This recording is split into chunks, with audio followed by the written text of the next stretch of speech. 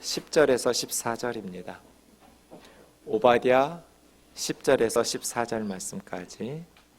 내가 내 형제 야곱에게 행한 포악으로 말미암아 부끄러움을 당하고 영원히 멸절되리라. 내가 멀리 섰던 날 곧 이방인이 그 재물을 빼앗아가며 외국인이 그 성문에 들어가서 예루살렘을 얻기 위하여 제비 뽑던 날에 너도 그들 중 한 사람 같았느니라. 내가 형제의 날 곧 그 재앙의 날에 방관할 것이 아니며 유다 자손이 패망하는 날에 기뻐할 것이 아니며 그 고난의 날에 내가 입을 크게 벌릴 것이 아니며 내 백성이 환난을 당하는 날에 내가 그 성문에 들어가지 않을 것이며 환난을 당하는 날에 내가 그 고난을 방관하지 않을 것이며 환난은 당하는 날에 내가 그 재물에 손을 대지 않을 것이며 같이요 내 거리에 서서 그 도망하는 자를 막지 않을 것이며 고난의 날에 그 남은 자를 원수에게 넘기지 않을 것이니라. 아멘. 오늘은 오바댜서 말씀을 묵상하도록 하겠습니다. 구약 성경에서 가장 짧은 성경인데요, 21절로 이루어진 성경입니다. 오바댜라는 선지자의 이름은 오바드야인데요, 오바드라는 말은 아바드라는 동사에서 나와서 아바드는 섬기다, 봉사하다, 예배하다 그런 뜻이고요. 야라는 이름은 여호와 야훼 하나님의 축약형입니다. 그래서 오바드야라는 선지자 이름은 여호와를 섬기는 자, 여호와께 봉사하고 예배하는 자, 뭐 그런 이름이겠습니다. 이 오바댜라는 이름이 아마 이 아들이 태어났을 때 부모님의 신앙 고백과 아들을 향한 희망이 담겨져 있는 이름이겠죠. 네, 여호와를 섬기면서 살아라. 하나님을 예배하고 하나님의 종으로 살라는 그 부모의 마음이 담겨져 있는 신앙 고백 같습니다. 구약 성경에 보면 오바댜라는 사람이 13명이 나옵니다. 그래서 이 오바댜가 구체적으로 어떤 선지자인지 정확히 알 수는 없습니다. 보통 선지자들 중에 누구의 아들 하면서 아버지나 가문의 이름을 소개하기도 하는데 오바댜서의 저자는 아버지 이름도 등장하지 않아서 어떤 선지자인지는 정확히 알 수 없지만 여호와를 섬기는 여호와의 종으로 살라는 그 이름의 오바댜입니다. 시편 84편 10절에 보시면 인생이라는 것이 얼마나 오래 살았는지 아니면 얼마나 짧게 살았는지 혹은 어디서 살았는지 어떤 권세를 누리고 살았는지 누리지 못했는지 이런 것보다는 누구를 위해서 살았는지가 더 중요한 것 같아요. 얼마나 길게 살았는지 아니면 궁궐에서 남들이 부러워할 만한 그러한 일을 하면서 살았는지 그것도 중요하지만 그것보다 더 중요한 것이 누구를 섬기면서 살았는지 오바드야 여호와를 섬기면서 사는 저와 여러분 되기를 주의 이름으로 축원합니다. 1절 2절 말씀 오바댜서에 보시면 에돔에 대한 말씀입니다. 그래 좀 독특합니다. 오바댜서는 전부 에돔에 대한 메시지입니다. 에돔에 대해서 하나님께서 말씀하신 말씀이 오바댜서의 내용인데요. 지도로 보시면 에돔이라는 나라가 이스라엘 남쪽에 붙어 있습니다. 사해 아래쪽에 그 에돔인데요. 에돔이라는 단어 자체가 붓다, 빨갛다는 뜻입니다. 그래서 에돔이라는 나라 이름이 빨간 나라예요. 빨간 나라. 에돔의 바위들도 좀 붉었고요. 나무들도 붉어서 그렇게 불려졌다 하는 말들도 있습니다. 어쨌든 이 에돔이라는 나라는 야곱의 쌍둥이 형 에서의 후손들의 국가입니다. 그래서 이스라엘에게는 다른 나라하고는 좀 다르죠. 단순히 이웃 나라가 아니라 주변 국가가 아니라 형제 국가죠. 그것도 쌍둥이 형의 나라. 이스라엘과 에돔은 그런 쌍둥이 형제 국가라고 말할 수 있습니다.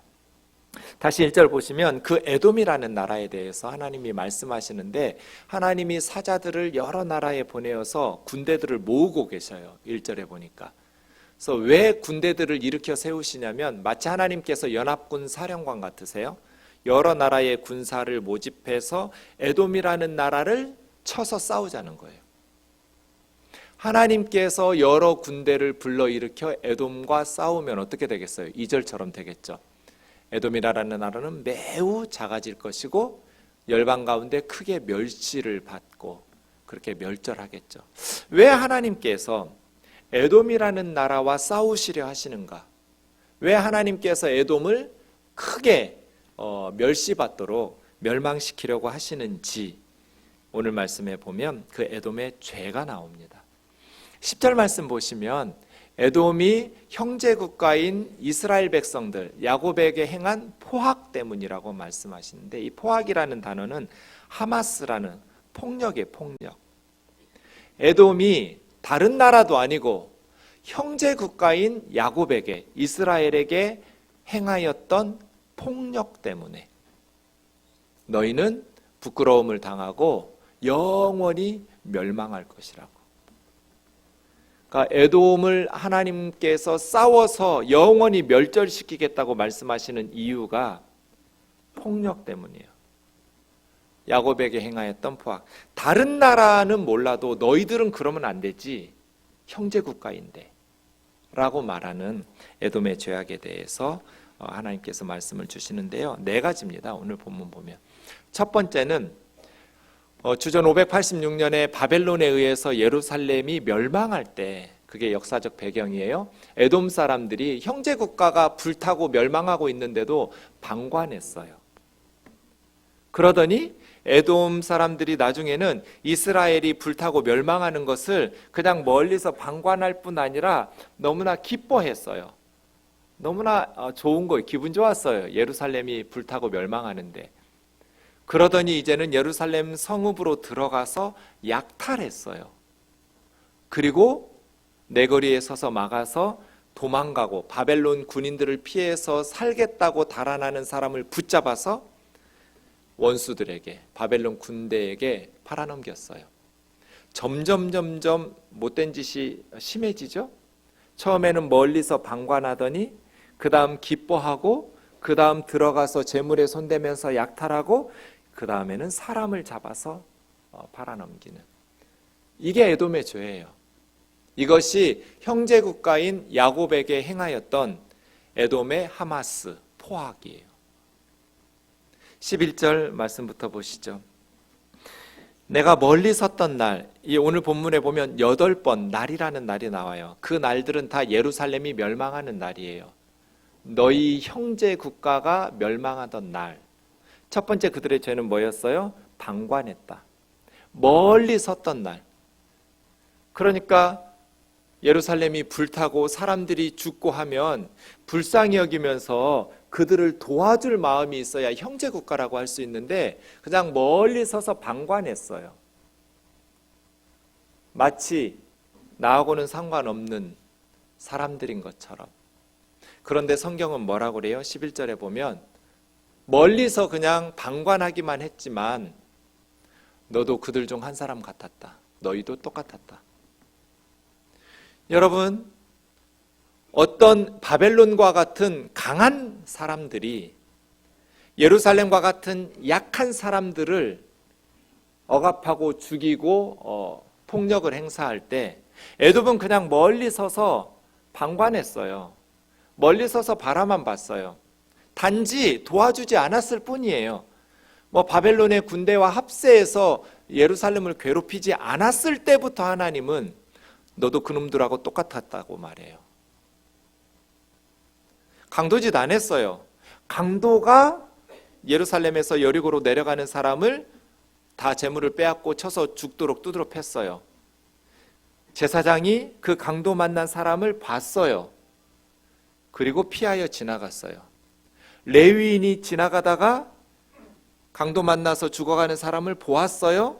그런데 피해서 지나갔어요. 강도짓 안 했어요. 돌을 던지거나 두드러 패거나 이러지 않았어요. 그냥 멀리서 그냥 보고 외면했을 뿐이에요. 근데 성경은 뭐라고 그래요? 너도 그놈 강도하고 똑같은 놈이야. 너도 그들 중 한 사람 같았느니라. 물론 이스라엘의 멸망은 하나님 앞에 범죄한 이스라엘의 마땅한 죄에 대한 하나님의 심판이었어요.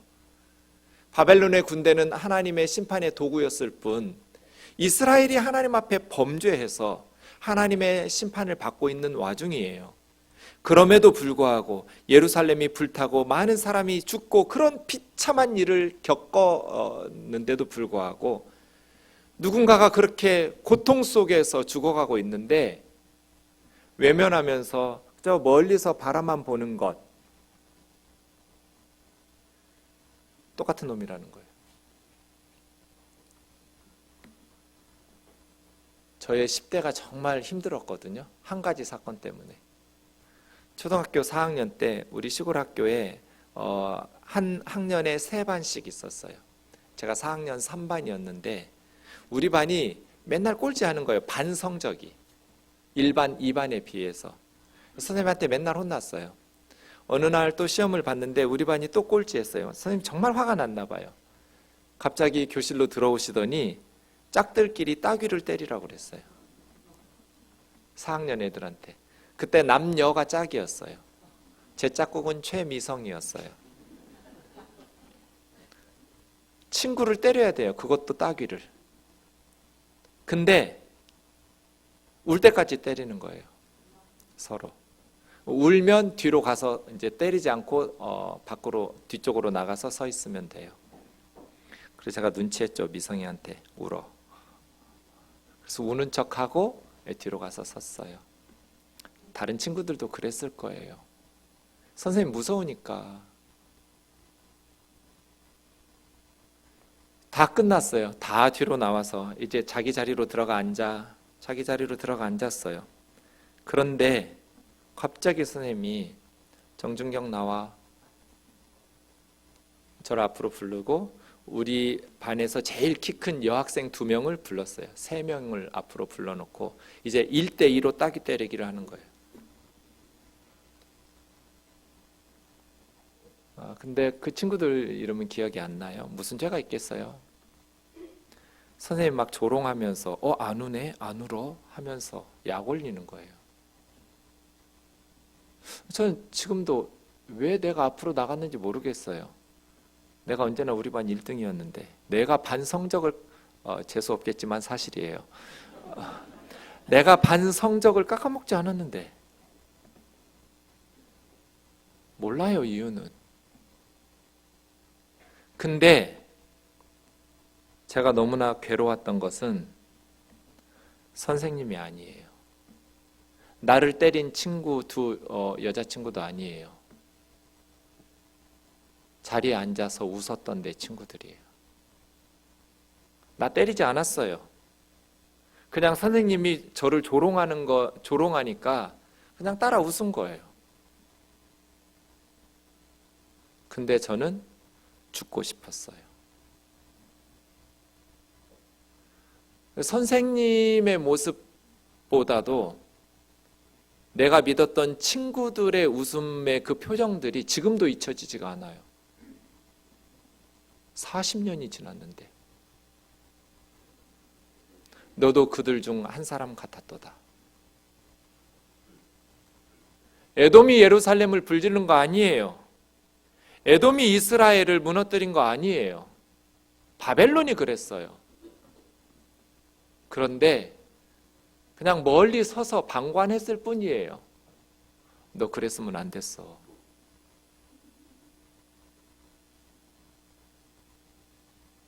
교회에 분쟁이 일어나면 많은 성도들이 힘 있는 쪽에 서기도 해요. 교회에서 어떤 성도가 목사에게 미움을 받으면 혹시라도 나도 목사에게 미움을 받을까 봐 그 억울한 성도의 편을 들어주려고 하지 않아요, 성도들이.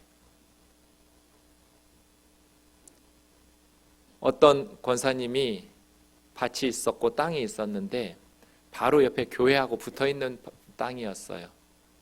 근데 나중에 보니까 권사님의 땅이 교회 쪽으로 들어가서 교회 땅인 줄 알고 서로 시골이니까요 사용하고 있었어요, 오랫동안. 근데 나중에 이제 이 권사님 집에서 건축을 하려고 건물 대장을 떼어봤더니 권사님 땅이 교회 쪽으로 들어가 있었던 거예요. 근데 집을 지으려면 그 땅을 좀 되찾아야 돼요. 그래서 교회에서 그 땅을 받아서 집을 지었어요. 그리고 나서 목사님은 이 권사님에게 4년 동안 대표기도, 헌금위원 다 배제시켰어요. 그리고 설교 시간에 권사님 들으라고 설교를 많이 했어요. 이게 교회예요? 그동안 몰랐지만 교회에서 사용해서 미안하다고, 그동안 고마웠다고 사용료라도 드려야 되는 거 아니에요? 그러지는 못할 망정 이 목사님이 권사님 미워하는 것은 교회에다가 땅 바치지 않았다고, 어디 복 받는지 보자고.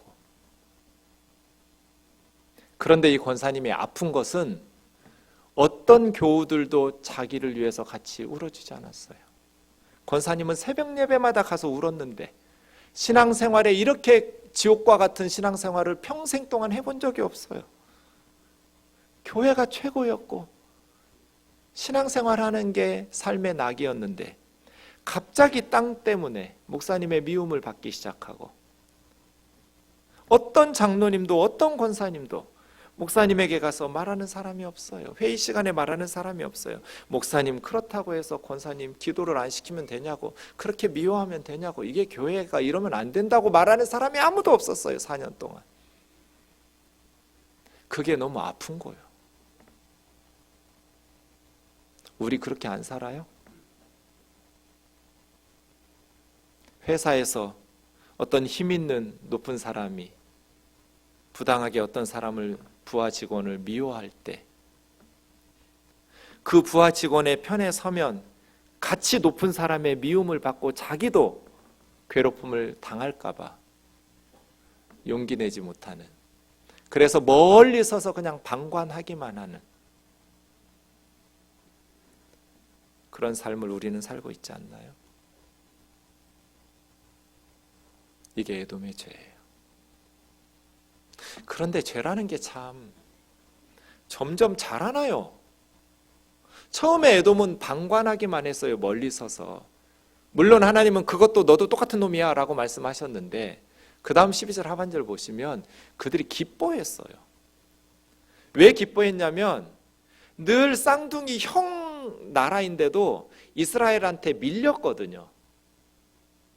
특히 다윗과 솔로몬 시대에 에돔은 이스라엘에게 완전히 조공 갖다 바치면서 살았어요. 형제 국가인데 자기네보다 이스라엘이 더 잘 되는 거예요. 더 센 거예요. 그러던 이스라엘이 바벨론에 의해서 무너지고 멸망하니까 에돔의 마음이 안 됐다, 저러면 안 되는데 이런 마음보다는 기쁜 거예요. 왜? 시기 질투 때문에. 평소에 쟤들보다 못난 내가, 형이, 동생이 망하니까 입을 다물 수가 없어요. 입을 크게 벌리지 말았어야 돼. 너무 기분이 좋아서 입이 다물어지지 않는 거예요. 아, 쟤들 망한다. 입을 못 다물어. 너희는 그러지 말았어야 돼. 너희 형제였잖아. 아무리 그들이 나한테 죄를 지어서 지금 불타더라도 너희는 그러지 말았어야 돼. 그러지 말았어야 돼가 8번이에요.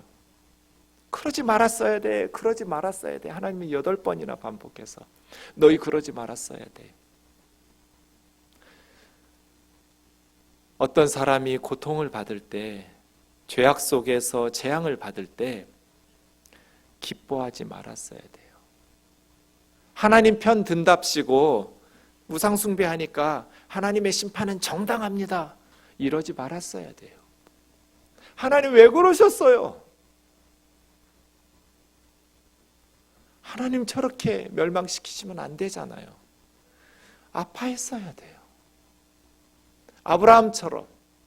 소돔과 고모라 그것들 인간 아니에요. 정말 짐승만도 못했어요. 가끔 개를 들어서 욕하는데 개는 무슨 죄인지 모르겠어요. 진짜 개만도 못해요. 근데 아브라함은 하나님이 어련히 심판하시겠어요? 이러지 않았어요. 하나님을 막았어요. 하나님, 의인 50명에서 10명까지 깎아내렸어요. 악인이 재앙받는 것, 악인이 그들의 죄 때문에 하나님의 심판을 받는 것, 그래서 악인들이 죽는 것을 하나님은 조금인들 기뻐하겠느냐? 기뻐하지 않는다고 하셨어요. 하나님 심판하셔야 돼요. 악인이니까 죄값을 치러야죠. 행한 대로 보응 받아요. 그럼에도 불구하고 하나님은 그 악인들이 자기 죄 때문에 하나님의 심판을 받아서 죽어 나자빠지는 것을 조금도 기뻐할 수 없다고. 그런데 얘들 뭐예요?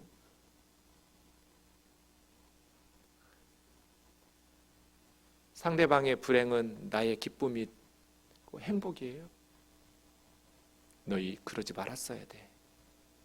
13절에 보시면 이제 더 발전해요. 이 죄가 기뻐하는 데서 그치지 않고 예루살렘 성문으로 들어가서 그 제물에 손을 대서 약탈을 해요. 너희 그러지 않았어야 돼. 지금 나라가 망해서 불타가고 있는데 거기 들어가서 그 사람들 도와주지는커녕 그 사람들을 에돔으로 끌어들여서 피신시켜주기는커녕 거기 들어가서 그들이 환난을 당할 때 그들의 제물에 손을 대고 약탈을 해?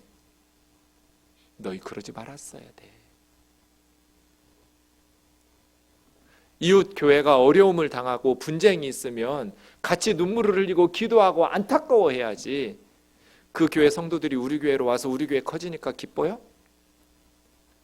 그 성도들 이간질 시켜가지고 우리 교회로 와 이래야 돼요?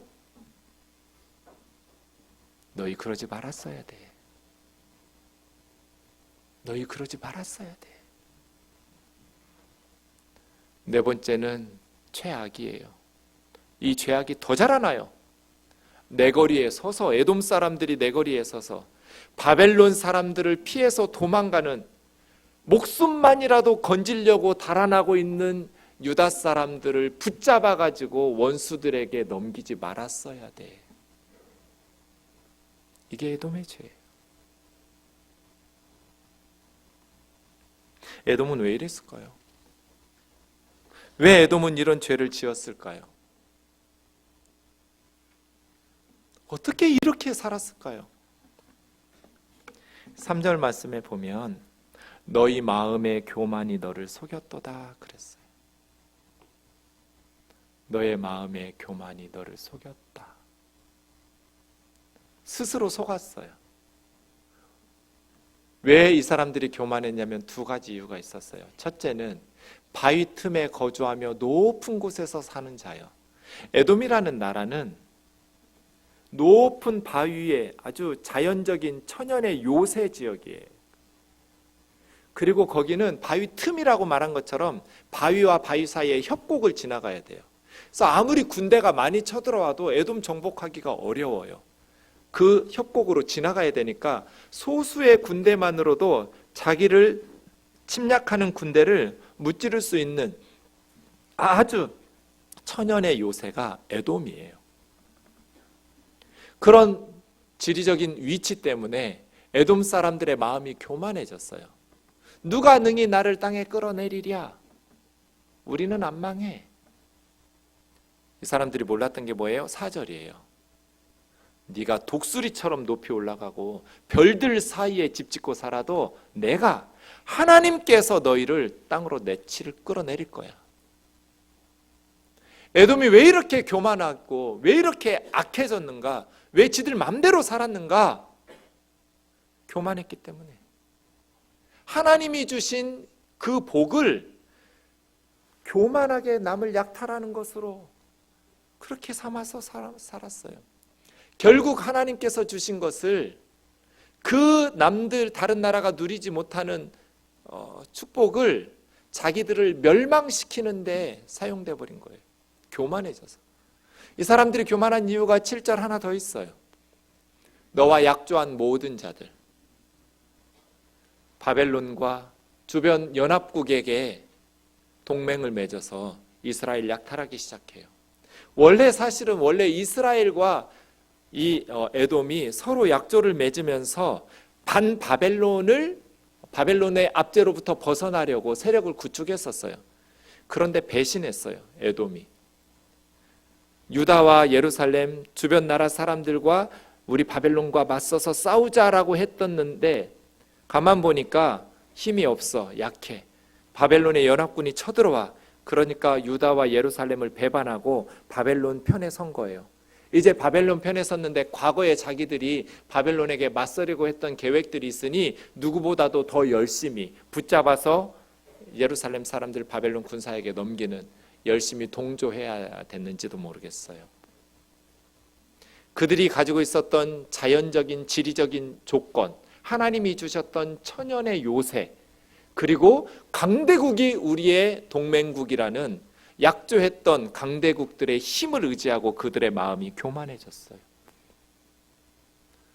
그래서 에돔은 하나님을 두려워하지 않고 예루살렘의 멸망을 바라보면서 기뻐하고 그들을 약탈하고 그 사람들, 달아나는 사람들을 붙잡아서 원수들에게 넘겼어요. 이것이 에돔의 죄예요. 우리가 지난 시간 주일에 살펴보았던 시편 137편 7절에 보면 바벨론에게 끌려왔던 유다 포로들이 바벨론의 강변에서 슬피 울면서 마지막 에돔 사람들을 하나님 쳐달라고, 에돔의 자손을 치소서, 에돔 사람들의 죄를 심판해달라고. 오랜 시간이 흘렀지만 바벨론에 끌려와서도 잊을 수 없는 에돔 사람들의 그 악한 것이 잊혀지지, 마음에 너무나 큰 상처가 돼서 에돔 사람들이 우리 예루살렘이 불타고 멸망하던 날에 헐어버리라, 헐어버리라, 그 기초까지 헐어버리라고 말했다고. 하나님 에돔의 자손을 쳐달라고. 실제로 이 기도 때문에 그러인지 에돔이라는 나라는 사라져버렸어요. 5세기가 되기 전에. 헐어버리라, 헐어버리라, 그 기초까지 헐어버리라. 지금 형제 국가인 이스라엘이 멸망하고 불타고 있는데 바벨론 군사들의 치어리더가 돼서 헐어버리라, 헐어버리라, 잘한다, 잘한다, 더 헐어라, 아주 기초까지 헐어버리라. 그 말이에요. 우리가 지난주에 묵상했던 시편 131편 3절 4절에 보면 우리의 기도 제목으로 삼아야 될 기도들이 나와요. 3절 같이요. 시작. 여호와여, 내 입에 파수꾼을 세우시고 내 입술의 문을 지키소서. 어쩌면 사람이 죽어가고 나라가 망하고 있는데 헐어버리라, 헐어버리라, 그 기초까지 헐어버리라는 말을 해요. 그 말이 너무나 아파가지고 바벨론 강변에서 울면서 하나님, 에돔 자손을 벌해주세요. 우리를 아프게 했던 그 사람들에게 벌 좀 내려주세요. 그들이 이렇게 말했어요. 여호와여, 내 입에 파수꾼을 세우시고, 하나님의 파수꾼이 우리의 입술에 세워져서 그 파수꾼이 허락한 말만 입 밖으로 내보내게 내 입술의 문을 지키소서. 사랑하는 자매 형제 여러분, 하나님께서 세워주신 파수꾼으로 하나님께서 허락하신 말만 우리 입 밖으로 나갈 수 있기를 주의 이름으로 축원합니다. 어쩌면 그렇게 무시하고 그동안 유다에게 기죽어 살았다고 시기질투했어도 그렇지, 그렇게 성전이 불타고 왕궁이 불타고 사람들이 죽어가는데 헐어버리라, 헐어버리라, 그 기초까지 헐어버리라, 그렇게 아픈 말들을 해요. 언젠가 우리 권사님들이 저한테 와서 일렀어요. 목사님, 제가 들었어요. 전 듣고도 믿지 않았어요. 그래서 몇 번 물었어요. 정말요? 정말요? 정말? 정말요. 내가 들었어요. 왜 우리 교회에 자꾸 나이 드신 할머니들만 많이 오냐?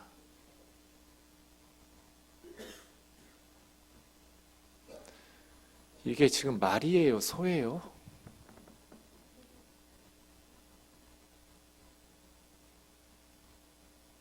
나이 많아서 늙고 헌금도 많이 못하고 봉사도 못하는 할머니들은 교회 오면 안 돼요?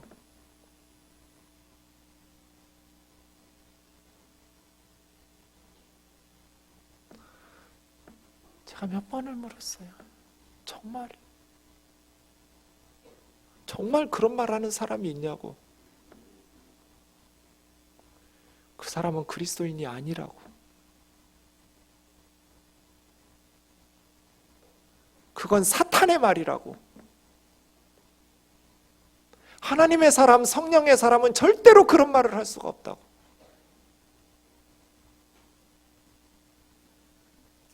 안 늙는 사람이 있어요? 우리 다 늙어요. 교회 봉사하고 헌금 많이 할 수 있는 젊은 사람들만 와야 돼요?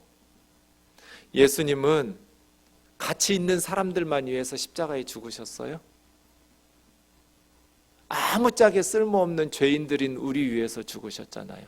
우리가 예수님에게 무슨 도움이 돼요? 패 끼치는 게 더 많지 않나요? 여호와여, 내 입에 파수꾼을 세우시고 내 입술의 문을 지키소서. 그래서 하나님께서 패스, 통과를 허락한 말만 입 밖으로 내보내게. 헐어버리라, 헐어버리라. 그 기초까지 헐어버리라. 얼마나 댓글을 아프게 달면 애들이 자살을 해요. 공인은, 연예인은 아무 말이나 다 참고 들어야 돼요?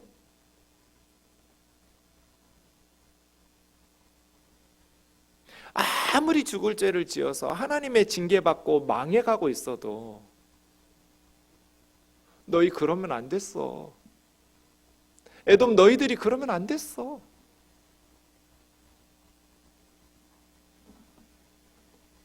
사절 시편 141편 4절에 보시면 입술에 대해서, 그리고 이번에는 마음에 대해서, 하나님 내 마음이 악한 쪽으로 기울어지지 않게 해주세요. 우리 마음이 선한 쪽으로 기울어져야지. 악한 쪽에 기울어져서 악을 행하는 자들과 함께 악을 행하지 않게 해달라고. 그래서 그들의 진수성찬을 먹지 않게 해달라고.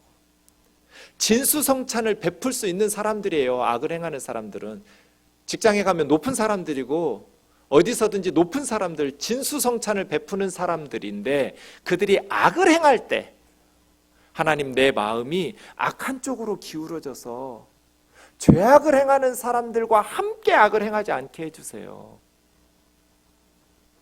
지금 바벨론의 군대가 예루살렘을 무찌르고 있어요. 불 지르고 아이 임신부도 배를 가르고 왕의 두 눈을 산채로 뽑고 아버지 보는 데서 왕자들 다 죽이고 그렇게 폐륜적인 일을 하고 있는데, 그 바벨론의 군대와 동맹을 해서 교만한 마음으로 그들과 함께해서 약탈을 하고 도망가는 사람들을 붙잡아서 원수들에게 넘겨요? 그러면서 그들의 진수성찬을 먹어요?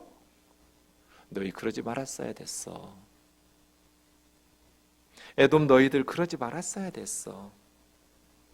그런데 세상살이 하다 보면 이렇게 힘 있는 사람들 편에 서서 진수성찬 먹는 사람들이 많잖아요. 의로운 사람 편에 서기보다는 강하고 힘 있는 사람 선에 펴는 것이 우리의 인생에 더 유익이라고 판단하는 사람들이 많지 않나요? 말씀을 정리하면서 교회를 생각했어요. 교회는 그리스도의 몸이라고 말씀하셨는데, 머리 대신 그리스도의 한 몸 된 우리가 지체라면 다른 사람이 아플 때 나도 아파야 한 몸이죠.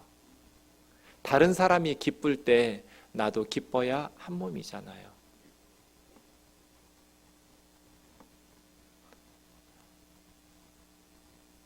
한 청년부 자매가 목사님 저 뜨인돌교회 처음 왔을 때 매주 울었어요. 세상에 이런 교회가 있구나. 너무 고마워서 울었어요. 교회가 너무 좋아서 교회 올 때마다 울었대요. 그게 교회죠. 공동체는 그런 거잖아요. 그런데 점점 교회가 커지고 건물이 생기고 사람들 늘어나니까 한 몸이라는 걸 자꾸 잊어버려요. 여러분 말이 너무 세졌어요. 따뜻함을 잃었어요. 그리고 자꾸 교회에서 사역을 하려고 그래요. 하나님을 위해서 뭔가 일을 하려고 더 큰 일, 더 큰 교회, 더 큰 사역. 교회는 사역하는 곳이 아니에요. 사랑하는 곳이죠. 서로 사귐을 나누고 성령 안에서 하나됨을 이루는 곳이죠. 진정한 영적인 공동체는 내가 깨어지고 부서지는 것을 나누어도 나를 보듬어 안고 나를 위해서 기도하고 사랑으로 품어줄 수 있다는 신뢰가 있어야 돼요. 같이 열심히 사역을 하는 교회가 아니라 정말 아프고 내가 어리석고 부족해도 내가 배제당하고 욕 얻어먹고 손가락질 받지 않고 용납되고 예수님이 나를 받아주신 것처럼 교회도 나를 받아줄 거라는 신뢰와 확신이 있어야 영적인 공동체예요. 내가 패망할 때, 내가 무너질 때 같이 울어주고 내가 성공할 때 시기 질투가 아니라 같이 기뻐해 줄 수 있다는 신뢰 말이에요. 교회 이름 바꿀 때 두 교회가 무슨 싸우듯이 정치하는 곳 아니에요. 여기 저는 생동 식구들 아플 거 알아요. 제가 뜨인돌교회라는 이름을 없앨 때 너무 아팠거든요. 20년 동안 사용했던 뜨인돌이라는 이름이 없어지는, 교회가 없어지는 것도 아닌데 교회 이름이 없어지니까 정말 마음이 힘들더라고요. 근데 생동은 40년 동안 사용했잖아요. 얼마나 아프겠어요. 내 의견, 내 주장을 관철시키는 곳이 교회가 아니라 상대방의 아픔을 공감하는 곳이 교회잖아요. 아프지. 그런데 점점 현대인들은 공감 능력을 상실하는 것 같아요. 더 기술도 발전하고 세상은 살기 좋아지는데 점점점 공감 능력이 떨어지니까 행복하지 않아요. 교회를 가도 외로워요. 열심히 봉사하고 예배하고 기도하고 열심히 참여하는데도 외로워요. 왜? 내 깨어진 것을 나눌 수가 없으니까. 내 상한 마음을 나누고 나의 어리석음을 얘기할 수가 없으니까. 그건 영적인 공동체라고 말할 수가 없어요. 하나님 우리 불러서 무슨 일하라고 부르지 않았어요. 하나님 우리 한 사람도 손가락 까딱 안 해도 하나님 말씀 한마디로 온 우주도 만드실 수 있어요. 하나님께서 우리를 교회로 공동체로 부르신 것은 예수님의 십자가의 사랑 안에서 서로를 돌아보면서 함께 마음을 나누고 우는 자들과 함께 울고 기뻐하는 자들과 함께 기뻐하라는 그런 공동체를 이루는 거잖아요. 남이 지금 죽어가고 불타고 나라가 망하고 있는데 그거 약탈해서 이룰 수 있는 나의 성공이 도대체 뭐예요? 헐어버리라 헐어버리라 그 기초까지 헐어버리라고 하면서 입이 다무러지지 않는 그 악마 같은 즐거움을 누리는 그들을 어떻게 하나님의 형상으로 지음받은 사람이라고 말할 수가 있어요? 사랑하는 자매 형제 여러분, 우리 교회가 진정으로 옆에 있는 자매 형제들의 마음을 공감하고 그들의 한숨소리에 귀 기울이고 사랑 안에서 주님의 몸된 교회를 이루어가는 공동체 되기를 주의 이름으로 축원합니다. 찬양하고 기도합시다.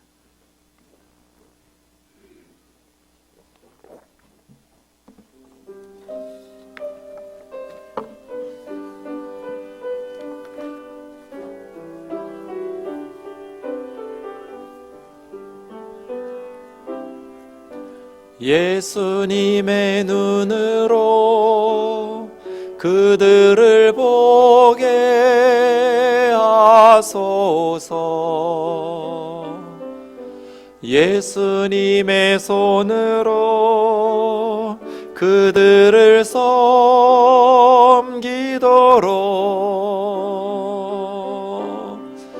예수님의 입으로 진리만을 말하도록 예수님의 발로서 땅 끝까지 달려가도록 내가 주님을 사랑한다는 고백이 거짓이 되지 않도록 내가 그들을 사랑한다는 고백이 진실이 되게 하소서. 세상 끝까지 주를 전하리란 고백이 거짓이 되지 않도록 내 마음에 주의 사랑 채우사 변화시켜 주소서. 다시 한 번만요. 예수님의 눈으로 그들을 보게 하소서. 예수님의 손으로 그들을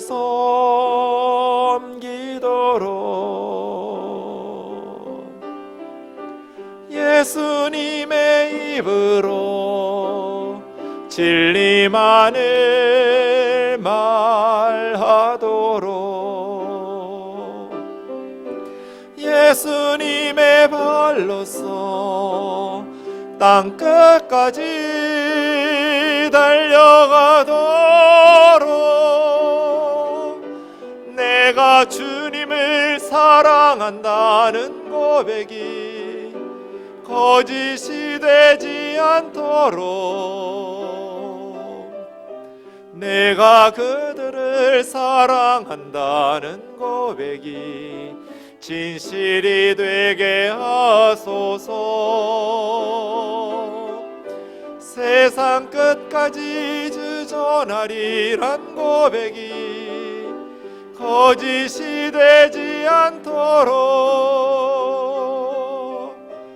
내 눈에 주의 사랑 채우사 변화시켜 주소서. 같이 기도하겠습니다. 무엇이 진짜 감사한가? 집이 부자 되는 것 감사하죠. 그런데 진정한 감사는 우리 가정이 따뜻했으면 좋겠어요. 우리 아이들, 우리 엄마, 아빠들, 형제들 어려움 당할 때 같이 울어줄 수 있는 가정, 기뻐할 때 같이 기뻐하는 그냥 동거인인 가정이 아니라 진짜 가족 말이에요. 교회가 그랬으면 좋겠어요. 예수님 눈으로 서로를 좀 바라봤으면 좋겠어요. 정죄하고 비판하고 정답 말하지 않아도 돼요.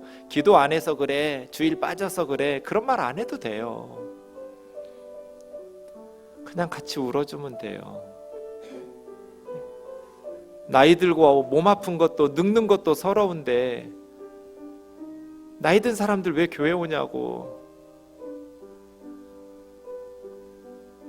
그거 사람이 할 말 아니잖아요. 좀 허물 있으면 어때요? 좀 죄 좀 지으면 어때요? 죄 없는 사람 어디 있어요? 좀 모자라면 어때요? 교회잖아요. 좀 힘들어도 품어주면 되잖아요. 그런 공동체였으면 좋겠어요. 에돔처럼 살지 않았으면 좋겠어요. 너희 그러지 말았어야 돼. 같이 기도하겠습니다.